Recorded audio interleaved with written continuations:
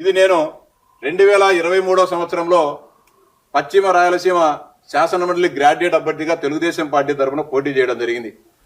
ఆ ఎన్నికల్లో దాదాపు 3 రోజుల పాటు కౌంటింగ్ చేసి 18వ తారీఖున మార్చి 18వ తారీఖున సాయంత్రం నేను ఎన్నికల్లో గెలుపొందితే అప్పటి అధికారులందరినీ కూడా ఒత్తిడి తీసుకొని వచ్చి ఆ కలెక్టర్ గారి పైన రిటర్నింగ్ అధికారులను ఒత్తిడి తీసుకొని వచ్చేసి నాకు డిక్లరేషన్గా నేను గెలిచినట్టు డిక్లరేషన్ ఇవ్వకుండా ఆపిన విషయం వాస్తవమా కదా?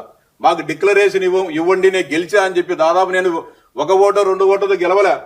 8,500 ఓట్ల పైచిలుగులో నా ఎన్నికల్లో గెలిస్తే మీరు డిక్లరేషన్ ఇవ్వకుండా ఆపడమే కాకుండా మళ్ళీ నన్ను తీసుకోబోయి దౌర్జన్యకరంగా నాకు డిక్లరేషన్ ఫారం నేను ధర్నా చేస్తే ఆ రిటర్నింగ్ అధికారి ఎదురుగా నన్ను బలవంతంగా దౌర్జన్యంగా ఒక పశువును ఈడ్చకపోయి నన్ను ఒక పోలీసు వ్యాన్లో కుక్కేసి తెల్లవార్తలు నన్ను అనంతపురం పోలీస్ స్టేషన్లో పెట్టిన విషయం వాస్తవమా కాదా జగన్మోహన్ రెడ్డిని సూటిగా ప్రశ్నిస్తా ఉన్నా.